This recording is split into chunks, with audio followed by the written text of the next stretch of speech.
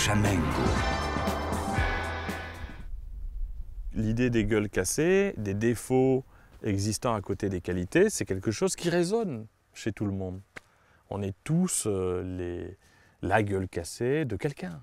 On a tous un jour vécu cette sensation d'être dans l'intimité de ses qualités, de ce qu'on peut apporter, écarté par quelqu'un qui n'avait pas forcément compris ou vu ses qualités. Donc, le spectacle de ce fruit qui dit, avec son immense sourire et sa seule dent, ouais, bon, je ne suis pas le plus beau des plus beaux, mais franchement, j'ai des qualités, il faut m'essayer, donnez-moi ma chance.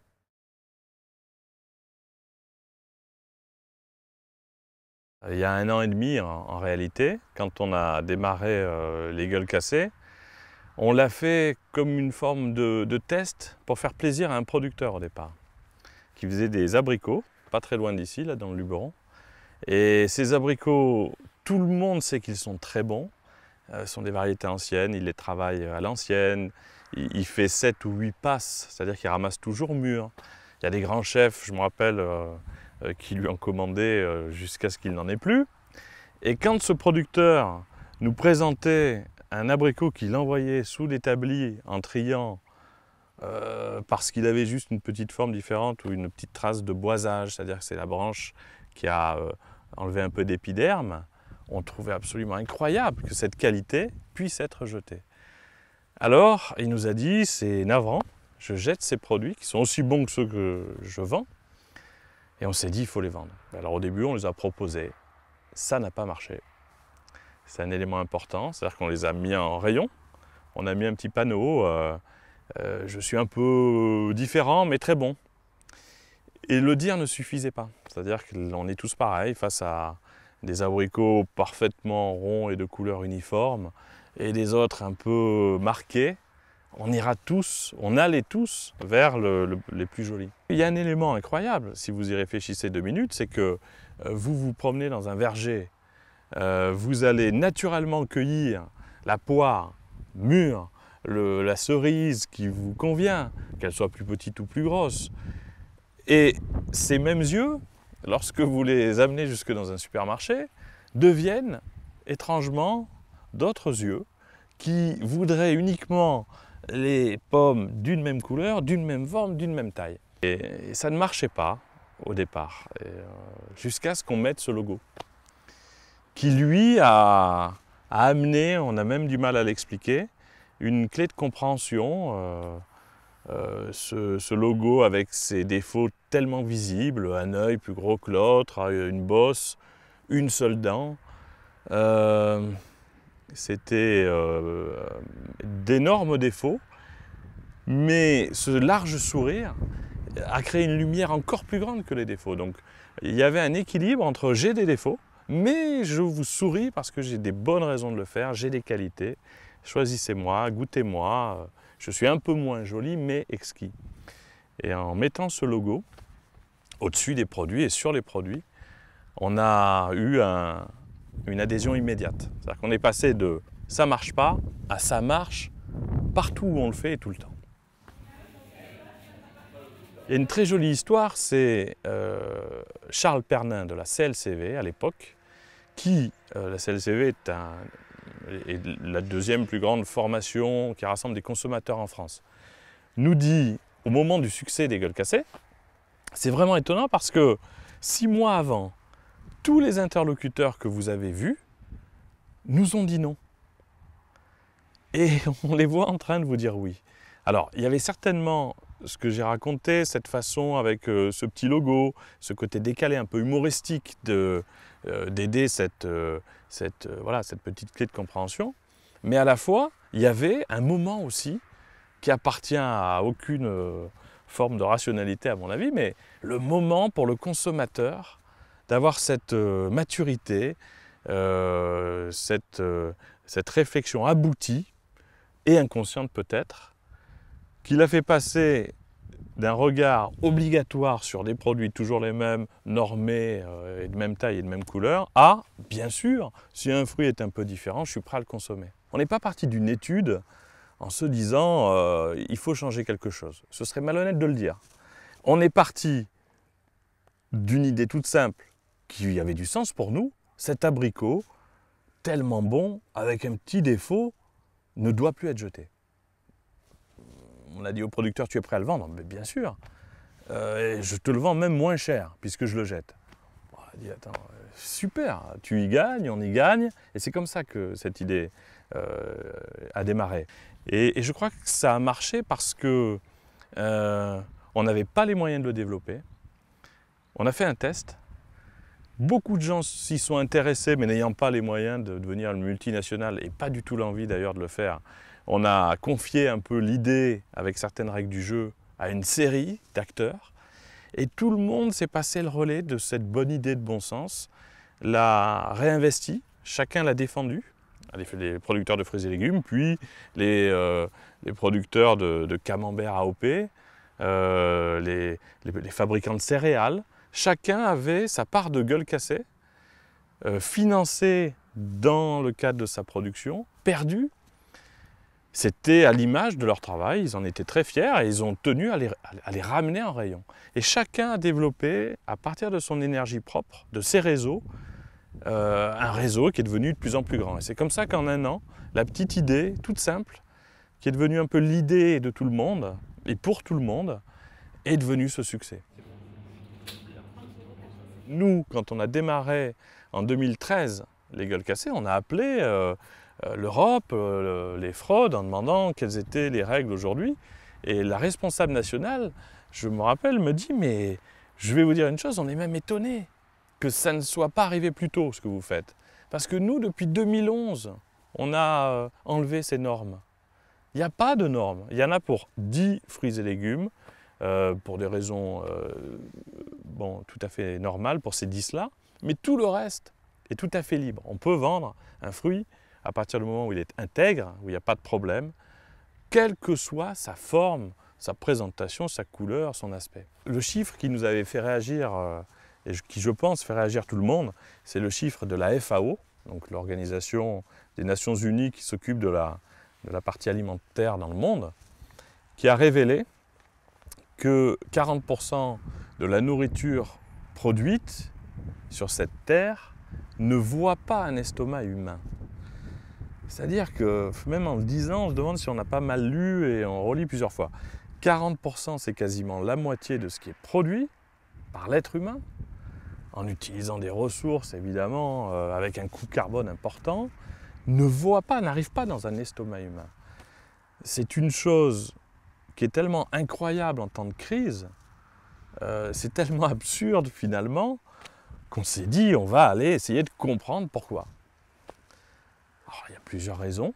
Il y en a une importante qu'il ne faut pas écarter, on n'en parle pas souvent, c'est le gaspillage à la maison, c'est-à-dire le fait que on ne s'en rend pas compte qu'en vidant des assiettes à moitié vides ou à moitié pleines, on jette aussi de l'argent, hein. C'est quelque chose qui coûte aux familles. Vous avez le gaspillage lié à l'invention surréaliste que sont les dates limites de consommation, c'est-à-dire le yaourt qui arrive près de l'échéance. Il y a une date sur un yaourt. Il faut se demander 2 minutes d'abord qui met cette date. Alors celui qui met cette date, c'est le fabricant. C'est la loi qui le prévoit.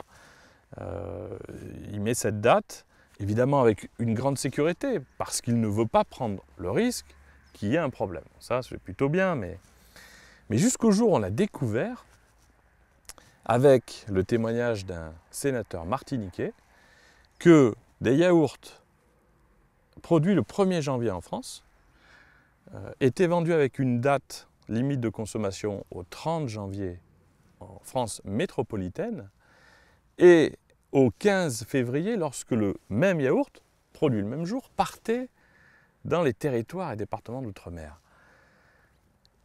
On fait partie de cette famille qui est de plus en plus grande de gens qui peut-être avant auraient dit « oh bah tiens quand même, ça c'est fort ». Et là on dit « non, c'est plus possible, c'est pas possible ». On ne peut pas se dire « tiens, bah effectivement, ils ont rajouté 15 jours ». Parce que ces 15 jours-là, ils condamnent, donc on comprend être des jours tout à fait consommables, avec d'ailleurs une sécurité plus grande, ces 15 jours-là, ils condamnent chaque année en France 1 million de yaourts par jour. 1 million de yaourts, c'est, si vous empiliez ces yaourts chaque jour, les uns sur les autres, le dernier finirait quasiment à l'altitude des satellites. Voilà ce que représente 1 million de yaourts. On ne veut plus et on ne peut plus se dire « bon, bah tiens, c'est une information ». Voilà. Alors avant, nos grands-parents soupiraient éventuellement devant le poste de télévision en disant « oh, bah dis donc, quel gaspillage ». Aujourd'hui, on peut, nous, signaler par un tweet une info, relayer, se rassembler. Donc il y a une caisse de résonance complètement différente. Et ce n'est pas une volonté de militer et de se révolter bêtement, c'est surtout prendre conscience que ce gaspillage incroyable, 40% de la nourriture produite dans le monde n'est pas consommée, ça représente 1,3 milliard de tonnes, c'est-à-dire 1300 fois un stade olympique de football plein à ras-bord. Cette réalité-là, c'est un drame, mais à la fois, on peut instantanément se dire aussi que c'est la plus incroyable richesse, c'est le plus grand gisement de nourriture à disposition pour un monde de plus en plus affamé, qui a plus de ressources et qui ne sait plus où trouver suffisamment de moyens pour produire, qui est surpollué.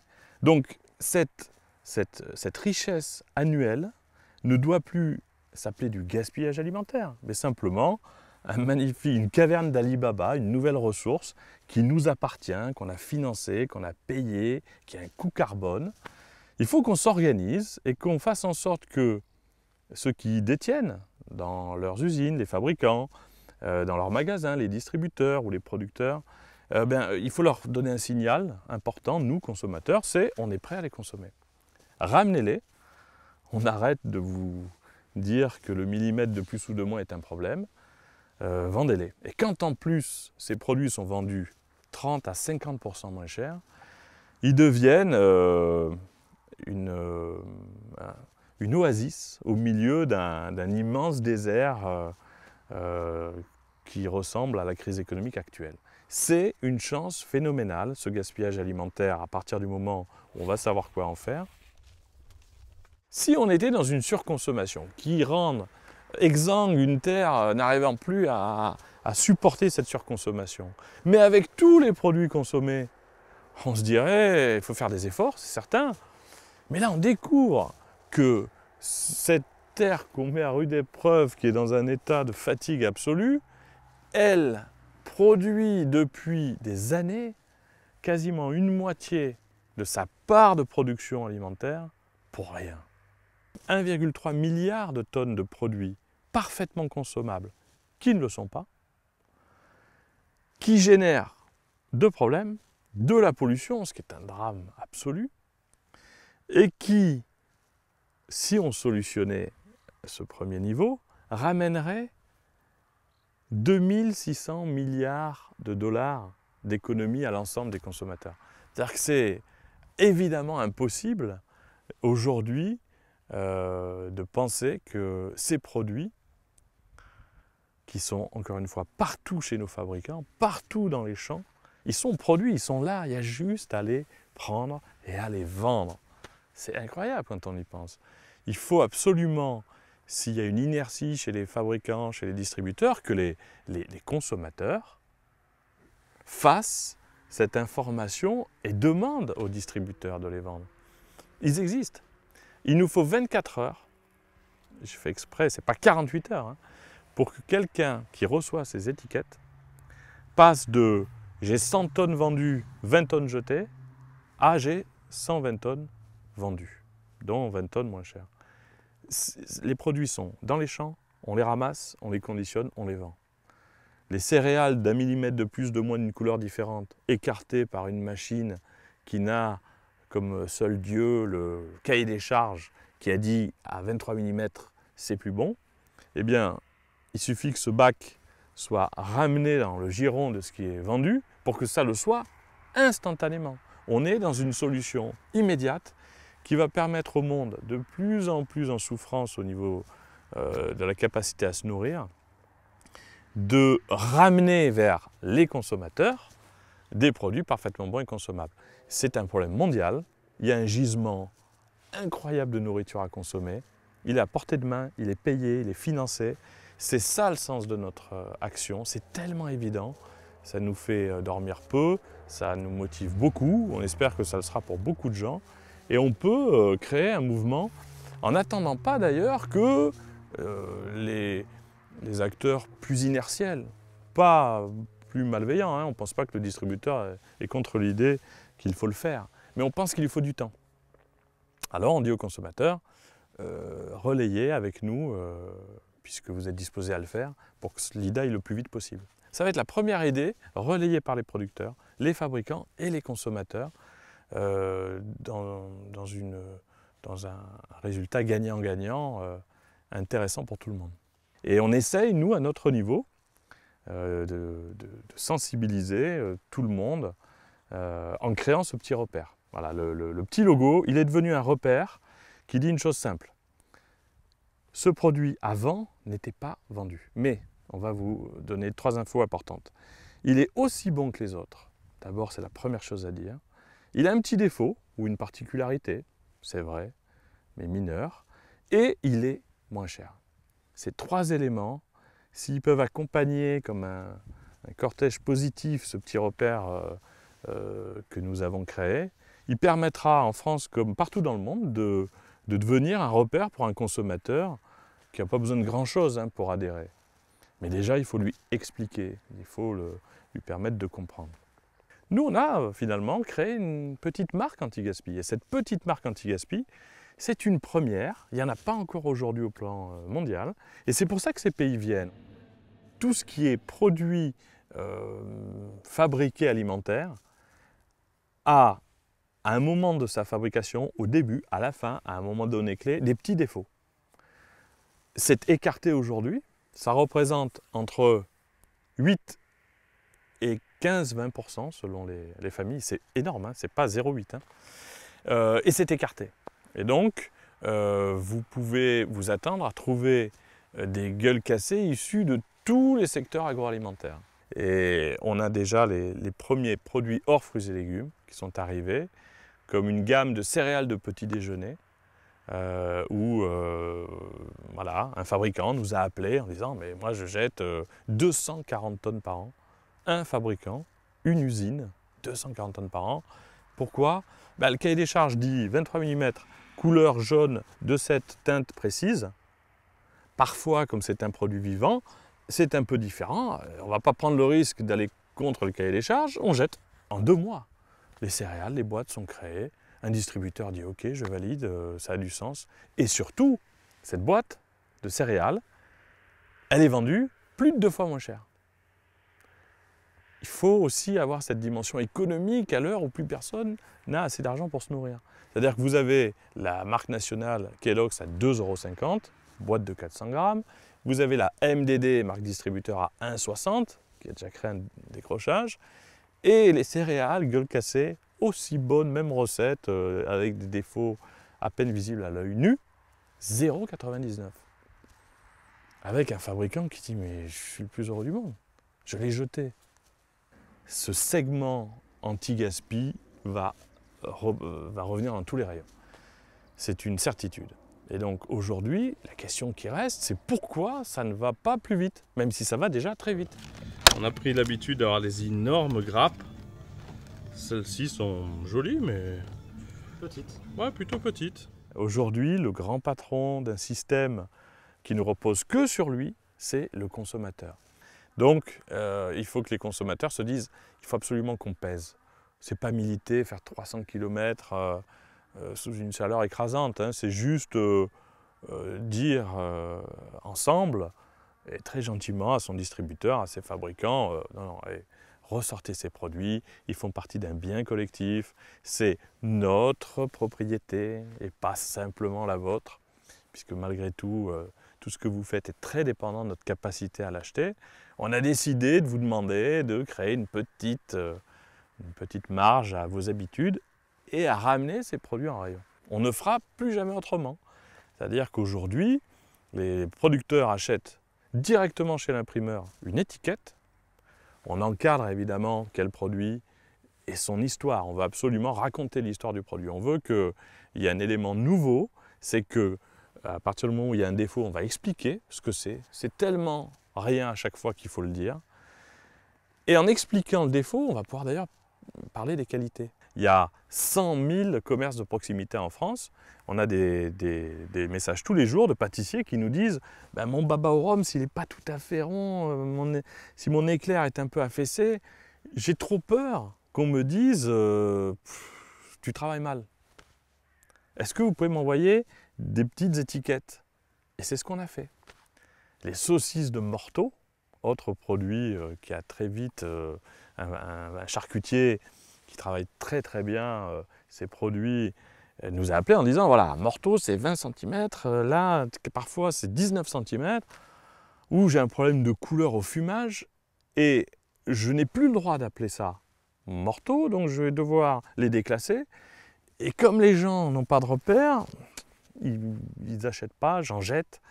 C'est le fruit de mon travail, j'en peux plus. Il a amené ces petites étiquettes, il a créé sa zone, gueule cassée, il m'a rappelé en disant « Je ne jette plus une saucisse de Morteau ». Il appelle ça les saucisses de Morteau, c'est les saucisses de Morteau. Il dit « C'est fini, les gens viennent et au nom de la bonne affaire, comme de « je veux pas que vous la jetiez », ils l'achètent. Après, au niveau de la quantité de produits vendus, on s'attendait à vendre 500 tonnes.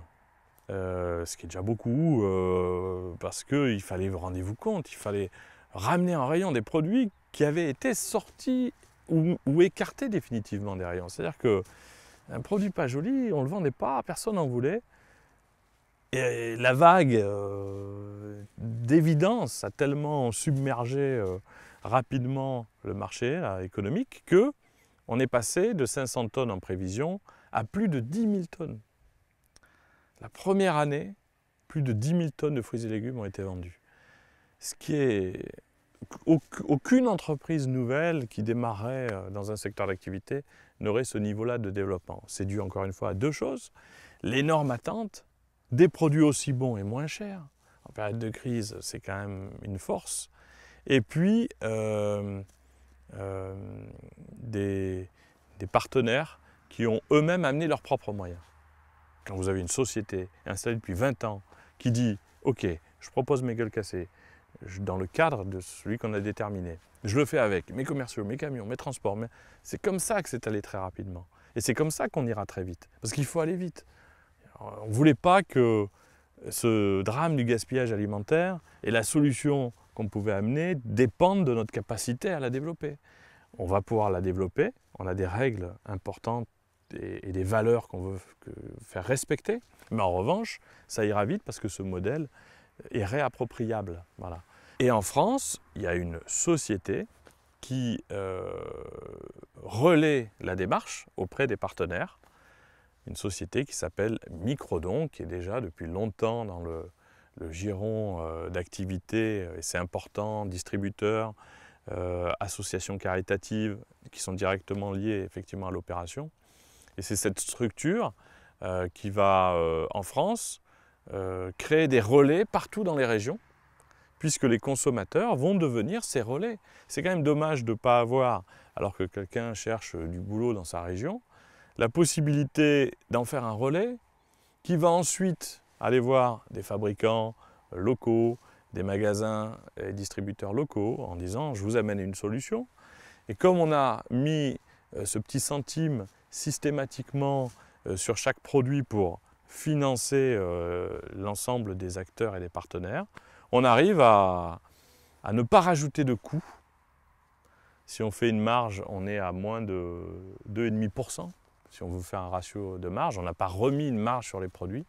Et ces produits qui étaient jetés amènent un chiffre d'affaires qu'ils n'avaient pas aux producteurs ou aux fabricants et une économie, mais très importante aux consommateurs. Il faut se rappeler encore une fois, aujourd'hui, vous cherchez 1 euro, 2 euros d'économie sur vos courses. Là, je ne comprends encore pas que ce ne soit pas généralisé. Vous avez notamment avec les produits à date courte, demain matin, la possibilité d'aller dans votre magasin en lui disant voilà, on a des petites étiquettes, il y a marqué stop au gaspille, moins 50%. Vous les mettez sur tous vos produits qui se rapprochent de la date au lieu de les jeter. On va nous sur internet rassembler des gens et dire à tout le monde allez dans ce magasin. Parce que ce qui se passe pour moi consommateur, c'est que au lieu d'avoir des courses à 30 €, j'ai des courses à 15 €. Et aujourd'hui, pouvoir ramener 50% d'économie dans le cadre de ces courses alimentaires, c'est énorme. On a tenu à ce que sur ces étiquettes qui signalent les produits gueule cassée, il y ait en permanence 1 centime reversé aux associations caritatives. Parce que au moment où on a une capacité, nous, à créer de la ressource sur des produits, encore une fois, qui ne coûtaient et rapportaient à personne, parce qu'ils étaient jetés, eh bien on s'est dit on va rajouter 1 centime parce que les assos caritatives n'ont pas de moyens et n'en ont pas assez. On y tient parce que on veut éviter aussi que demain, quelqu'un qui veut faire simplement un maximum d'argent avec ses produits avec des défauts, lance une marque qui vienne comme ça prendre une place trop importante sans avoir les mêmes valeurs. Nous, on a des valeurs parce qu'en étant les premiers, en n'ayant pas de moyens au départ, en s'étant laissé porter par la plus idéale des boussoles, c'est le vent naturel qui amène une idée à grandir en fonction des relais de chacun, eh bien on pense qu'il y a des valeurs ancrées dans cette démarche qui doivent durer, perdurer. Et c'est pour ça qu'on veut que le consommateur y soit associé, que ce soit fait en transparence totale, que ça devienne un peu sa société, sa marque, son repère anti-gaspi, avant d'être un repère anti-gaspi dont il ne comprendrait ni les règles, ni l'intérêt, ni le sens. Pour garder la longueur d'avance que nous avons, et je dis nous comme la famille de consommateurs là, qui se rassemble autour de nous, il faut qu'on puisse le plus rapidement possible faire de ce petit logo un repère global qui me dit j'achète un produit aussi bon, moins cher, et qui rapporte à une globalité d'acteurs. J'ai compris l'histoire et la structuration et la chronologie de ce qui s'est passé dans le cadre de l'expérience en France ou en Europe. Je retrouve les mêmes choses à l'étranger. Et pour ça, il n'y a qu'une façon d'y arriver, c'est la transparence totale. C'est-à-dire qu'il ne faut pas qu'il y ait le moindre bémol à ce niveau-là. Il faut que le consommateur, et c'est ce qu'on va faire, on va investir, nous, sur 2 niveaux financièrement. Aider les associations caritatives de terrain parce que si elles ne sont pas là, tout le système et l'équilibre ne pourra pas se faire. C'est essentiel qu'il y ait un financement à ce niveau-là. Et deuxièmement, c'est rendre transparent, puisqu'on a la possibilité de reconsidérer la relation produit-conso, rendre transparent toute la fabrication, l'origine, les efforts environnementaux des fabricants. On veut que l'information soit la plus directe possible entre le consommateur et le fabricant pour qu'il se réapproprie totalement une marque qui devient la sienne et qui tient compte très directement de ses attentes. Donc on voit que cette transparence-là va permettre au consommateur de reprendre une position essentielle au-delà d'une position stratégique. Elle est essentielle. Je décide de ce que je consomme, je suis informé et j'amène mon budget que j'ai tellement de mal à gagner vers des choses qui font sens pour moi. C'est le début de tout ça dans les gueules cassées, puisqu'on voit bien que le succès n'est dû qu'à cette adhésion du consommateur qui exprime des attentes que le marché n'avait pas ni anticipées ni imaginées. Donc c'est la naissance d'un modèle nouveau qu'on va avoir un plaisir infini à poursuivre en espérant qu'un maximum de gens soient à nos côtés pour qu'on y arrive. Voilà. Participez à l'aventure de nos pionniers. Chamengo.